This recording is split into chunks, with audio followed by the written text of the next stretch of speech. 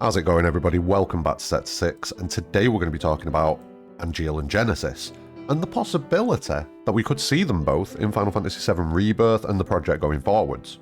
Don't forget, drop a like on the video, subscribe for future content, share the video, let everybody know that Set 6 guy is amazing, but let's get on with it. Also, I will throw this out there, massive spoilers going forwards for Crisis Core Reunion, Final Fantasy VII Remake, Dirge of Cerberus. There's going to be compilation-wide spoilers. So if you're missing any of these things or you don't want the spoilers, it might be an idea to avoid this video and come back at a later date once you've played the rest of these games.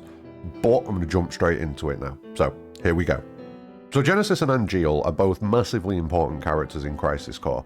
Genesis kind of being a catalyst to Sephiroth's actions, which not everyone's happy with. It diminishes Sephiroth in my opinion, but he's there, it's canon, he is involved in that reactor scene, so he does play a moderately important part, and he does go further into the compilation, which we'll circle back round to. But the first person we're going to talk about is Angeal. Now, Angeal is a very father-like figure to Zack. He helps Zack develop his skills as a soldier, he's there giving him advice, he's there in the moments where Zack needs him. Angeal is there to help. And he is, in a similar way to Sephiroth, a successful product of the Jenova project. He doesn't suffer from degradation, he's not as strong as Sephiroth. Sephiroth seems to be able to manifest more powers, but Angeal is definitely up there. Whereas with Genesis, he suffers from things like degradation and stuff like that. Angeal does not. Angeal is more able than Genesis, but not quite as able as Sephiroth. That's kind of where he sits in the pecking order in my mind. And that's an interesting point which we'll also circle back round to in a minute. The fact that he is very similar to Sephiroth, the fact that he doesn't suffer from degradation. That is definitely something we'll circle back round to. But in the story of Crisis Core Reunion, Angeal goes through a bit of a crisis of the soul when he realises that he is a monster, essentially. He is a product of this Jenova project. He has been turned into a monster. He's not a normal human being. And we see him dealing with that, and it kind of culminates in him forcing Zack to kill him, basically. He merges with a load of different monsters, turns himself into a form called Angeal Penance, and forces Zack to take him down. And then he has a moment with Zack where he bequeaths the Buster Sword onto him, and then Angeal passes away. We do see remnants of Angeal, which, again, very Sephiroth-like, but we do see these remnants of Angeal where he's kind of passed on his traits to certain creatures, certain people as well. Director Lazard ends up being an Angeal clone. So there's still traces of Angeal throughout the game. And once we get to the end of the game and things happen with Zack, Zack, he falls, and we see a hand reach out to Zack and pull him into the live stream and helping Zack take his first steps into the live stream. Which shows to me that Angeal was watching from the live stream, and that tells me that he's been able to maintain a certain degree of his personality, and in a similar way to Sephiroth, he's maintained himself within the live stream. How long he'll be able to do that for is a different question, but maybe once he brings Zack into the live stream, he feels that his job is done, and therefore he would dissipate. Maybe he's got such a strong bond with Zack, that is what keeps him together, in the same way that Sephiroth's bond to Cloud is the thing that allows him to maintain himself in the live stream. He makes Cloud his focal point.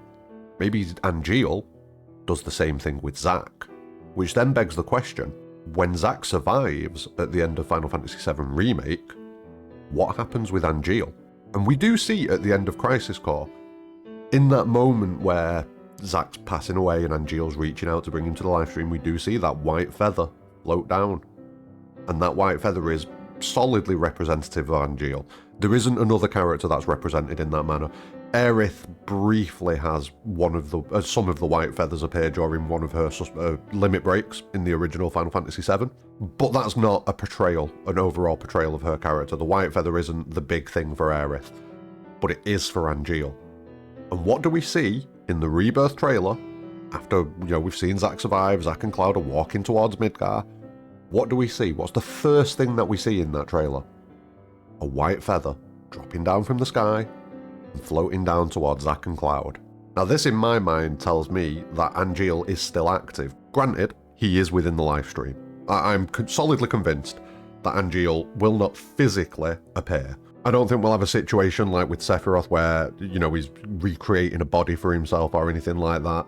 I don't think we'll see anything along those lines, but I definitely think that we will see the influence of Angeal in Rebirth and other parts of the Final Fantasy VII Remake project going forwards, because things have changed. Like I say, it feels to me like Angeal was keeping himself together in the live stream by anchoring himself to Zack. And when Zack dies, that's over. So Angeal can dissipate, and that's why we don't see him in any of the compilation afterwards. We don't see any mention of him, nothing like that. Whereas now, Zack has survived. And therefore, Angeal still has a reason to keep his consciousness together and try to influence the world. That's what it feels like to me with Angeal. That's the vibe I'm getting. Now, how that's going to manifest itself, I'm not too sure. I'm not too sure where that's going to go, because the whole story with Zack is a bit of a mystery at the minute.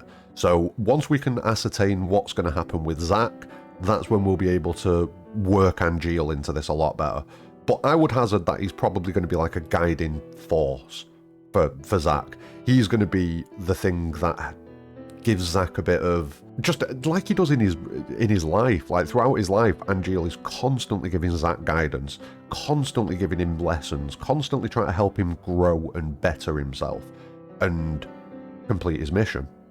And I feel like that's going to be the same vibe. I feel like Angeal is definitely going to be behaving like that in Rebirth. So let me know what you think about that. That's my take on Angeal and Rebirth going forwards. I feel that because Zack has survived, Angeal's consciousness will remain in the live stream, and he will try and influence the outcome of things. He will try to assist Zack where he can. That's my vibe. Let me know what you're thinking about that. But then that moves us on to Genesis. Now with Genesis, it's different. Genesis we do not see die. We see him survive. We see him be purged of his degradation as well towards the end of Crisis Core. And then we see him be collected by some Deep Ground soldiers, VII and Nero, who we've already seen in Final Fantasy VII Remake. So we're already working that Dirge of Cerberus stuff in there. And we know that Genesis survives throughout the entirety of the original compilation of Final Fantasy VII. Everything up to Remake, Genesis survives through. Because at the end of Dirge of Cerberus, when Vice is defeated and he falls into that cave, we see Genesis walk over, pick him up, and I believe he says something along the lines of, "There is still much work to do, brother," and then flies off into the night with Vice's body. So I would say that it's pretty much a guarantee that we're going to see Genesis. Angeal is contentious. Angeal we may see. I feel that we will. But Genesis is pretty much a guarantee. It has to be at this point. I would also speculate that Genesis is potentially something to do with what the whole remake project in general is about. Because if he's still active at the end of Dirge of Cerberus, we don't know what he does after that point. We have no context on what he does after that point. There's literally nothing. So he could do anything. He could even help Sephiroth. Unlikely, I know, but possible. So yeah, I think this is pretty much a given that we're going to see Genesis. I would be shocked if we do not see Genesis. Based on the ending of Dirge of Cerberus, we know that he is underneath Midgar during Final Fantasy VII Remake. Like, we know that he is there, because that's where Deep Ground is and that's where they've taken him. We know that he's there. And given everything that's happened in Final Fantasy VII Remake, with the Whispers and the Singularity and everything like that, it would be pretty foolish to think that Genesis hasn't noticed what's going on in some capacity. Like, I would be amazed if Genesis doesn't know something's going on. And I feel like Genesis is the type of guy that would come out and have a look. Because Genesis, while he was brought to Deep Ground, he rejects their attempts to bring him onto their side and get him to work with Deep Ground. And then he seals himself in a cave beneath Midgar. Like, he puts himself in there. He puts himself in there and waits for the day where he'll be needed to protect the world, because Sephiroth isn't about, Angeal isn't about. So he's waiting for his moment to save the day, because he does have this hero complex going on with himself where he thinks he is the ultimate hero. It's all to do with Loveless and things like that. And given everything that went down in Final Fantasy VII Remake, surely he's noticed what's going on. Surely he's going to be like, "Oh, maybe I need to go and have a look at what's happening up here. Maybe this is my time. Maybe this is my time to save the world." Because previously he waits until the end of Dirge of Cerberus after Omega's been dealt with, because once Omega's destroyed, Vice falls into the cavern, etc., etc. maybe Sephiroth's plan involves Omega and Chaos in the same way that the story of Dirge of Cerberus involved Omega and Chaos. And it would make sense. Sephiroth's plan is essentially Omega's function, to take the live stream and leave. That is essentially what Omega's function is. In fact, it is what Omega's function is. So if Sephiroth ends up needing to activate Omega or use Omega or include Chaos in this in some way, which is another belief that I've got, that Vincent's going to end up being messed with by Sephiroth. I feel like Sephiroth's going to try and corrupt the Chaos in Vincent. But if that's the case, and that's the thing that previously activated Genesis, the defeat of Omega, or the activation of Omega and Vice falling into that cavern, maybe when Sephiroth does activate Omega in some capacity, Genesis wakes up. Maybe Genesis already is awake. Maybe Genesis already knows what's going on and can sense that Sephiroth's doing stuff. It's a weird one. It's a very convoluted one because we've got two different potential involvements for Genesis, realistically. We've got Genesis now, during the remake project, potentially noticing what's going on and involving himself in the narrative that way. But we've also got the possibility that Genesis was involved in whatever Sephiroth has done to be able to come back or send his consciousness back in order to manipulate events in the past. There is a solid possibility that Genesis is involved in that, be it willingly, be it that Sephiroth has defeated him and used him, who knows. But that's two different avenues that Genesis could be involved, and it wouldn't shock me if both of them were accurate. But yeah, that's me just briefly spitballing this and off the top of my head just kind of discussing Genesis and Angeal. I may go into this a bit deeper and do a more scripted video on it where I properly write everything down and go over everything, but I felt the urge to talk about this since playing Crisis Core Reunion again, because yeah, especially Angeal, no one's feeling Angeal, no one seems to be seeing it in this way, that Angeal could involve himself.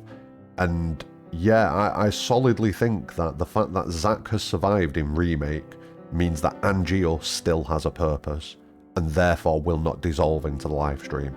He will try and do something. How effective he's going to be, different story. But that's something that we can look into at a later date. I think I'm going to wrap it up there because I'd just be rambling from this point. Because like I say, I've not wrote anything down here. This is just all off the top of my head. But what I want you to do is, I want you to drop into the comments and let me know what you think. Do you think we'll see Angeal going forwards? Do you think we'll see Genesis going forwards? I'm expecting most of you to say yes to Genesis, no to Angeal. But think about it. Just think about what I've said in the video about Angeal and his purpose and his connection to Zack. And then link that to Sephiroth and his connection to Cloud. There might be different emotions, but they're both very strong connections. Hate and love, both two sides of the same coin, and both very strong emotions. So yeah, that's my thoughts. Let me know what you're thinking in the comments below. Don't forget, like the video, subscribe for future content, share it, tell your friends, help the channel grow. But more importantly than all of that, have a great day.